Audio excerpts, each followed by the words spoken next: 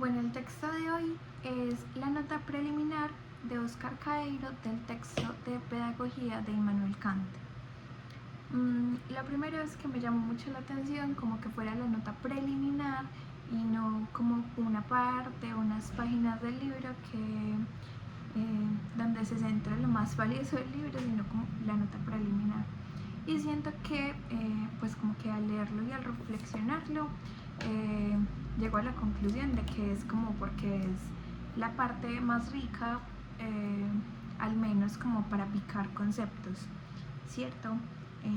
Además de que es la vista desde afuera de lo que es el libro de Kant. Como ya tengo un acercamiento previo al libro, creo que se pueden juntar como algunas cosas de la nota preliminar con el texto, pero pues todo va como en la misma dirección, ¿cierto? Entonces, siendo fiel a eso, creo que la tesis central, al igual que creo que es la tesis central del libro, es la frase de Kant de que el ser humano es la única criatura que necesita ser educada y solo a través de la educación puede llegar a ser plenamente humano. Sí, creo que pues como que esa es la idea central que luego pretendo desarrollarla con las ideas que traje de esa nota preliminar. También me parece importante como ahorita desarrollar la otra frase, aforismo quizás, de Kant, que también aparece en la nota preliminar y me parece muy importante mencionar, que es: el hombre solo por la educación puede llegar a ser hombre. Bueno, entonces lo primero que me llamó la atención, además de eso, fue como que nombra a enamoramiento, como que Kant y el enamoramiento sobre los temas de la educación a partir de que Kant lee a el Emilio de Rousseau. Entonces, bueno, como que me llama la atención que vea que se use la palabra enamoramiento. Lo segundo es la comparación de Kant como un solterón, como un hombre sin hijos que se toma el atrevimiento de hablar sobre la educación, ¿cierto? Y yo creo que esas palabras no son bajas, pues o no son como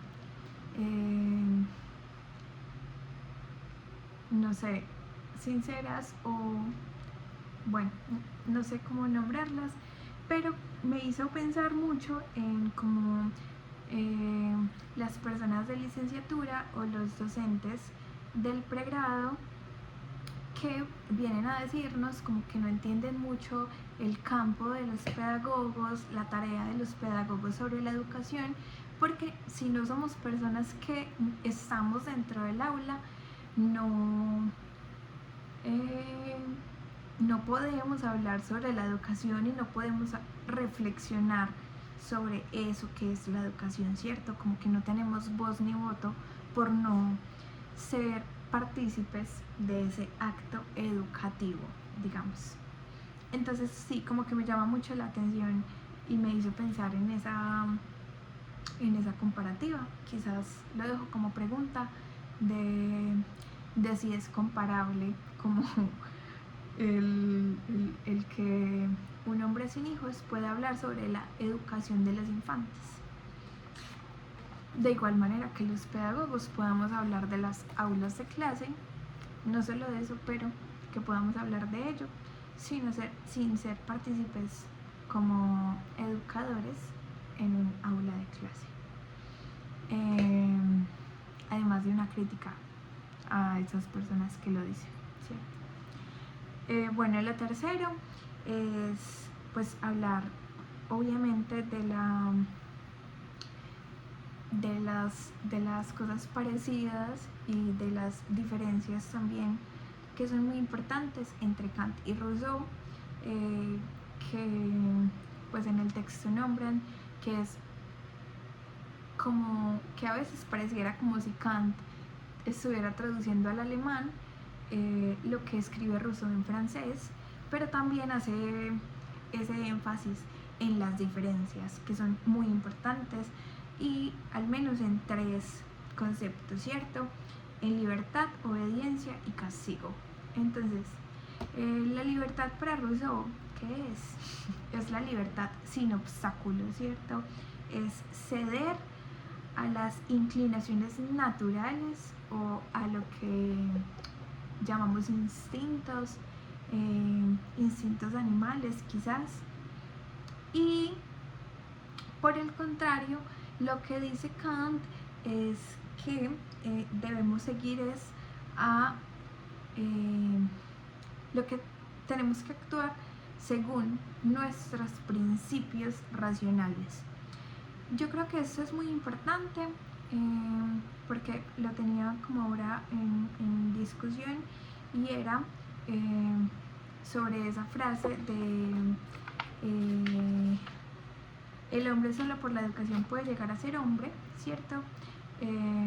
¿Cómo es esa educación? ¿Cierto? No es una educación normal, no es una transmisión de conocimientos, no es solamente como con los perros o los gatos que tienen una modificación en su comportamiento, sino que la educación a la que refiere Kant es, digamos, un entendimiento de la moral, es un acercamiento a la autonomía, a la libertad por sí misma, valga la redundancia, y luego él lo nombra como voluntad racional, ¿cierto?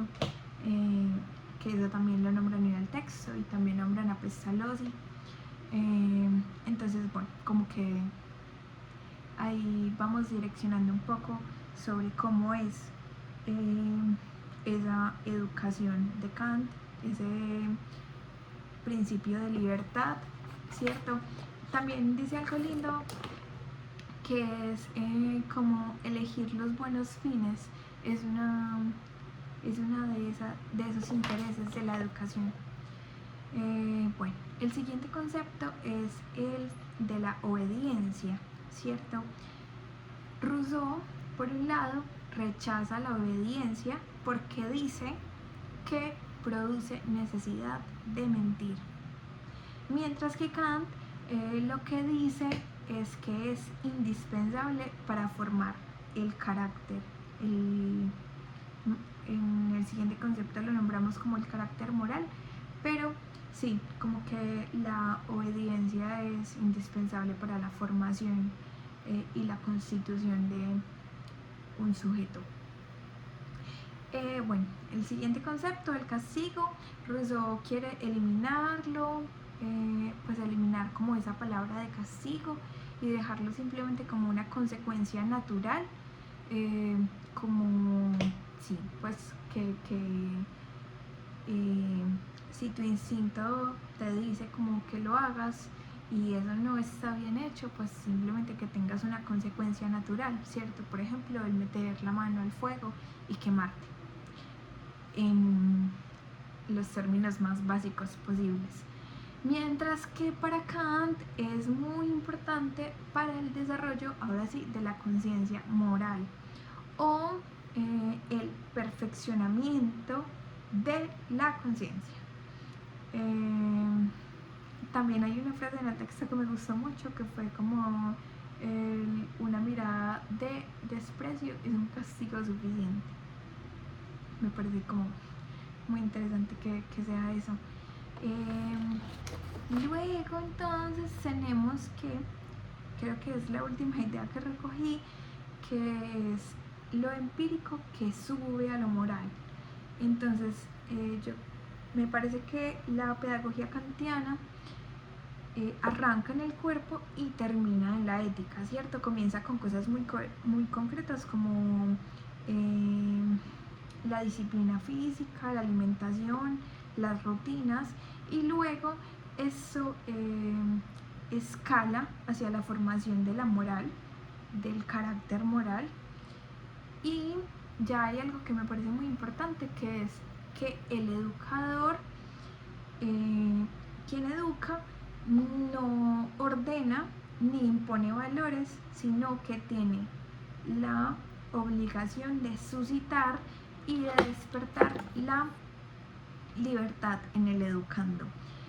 Y esto también tiene que ver con algo que había en el texto, que era como dos traducciones, que era como el informator, que era el maestro, perdón, era mal alemán, que lo llaman como preceptor, y el pedagogo, que es el Hofmeister, que es un guía, ¿cierto?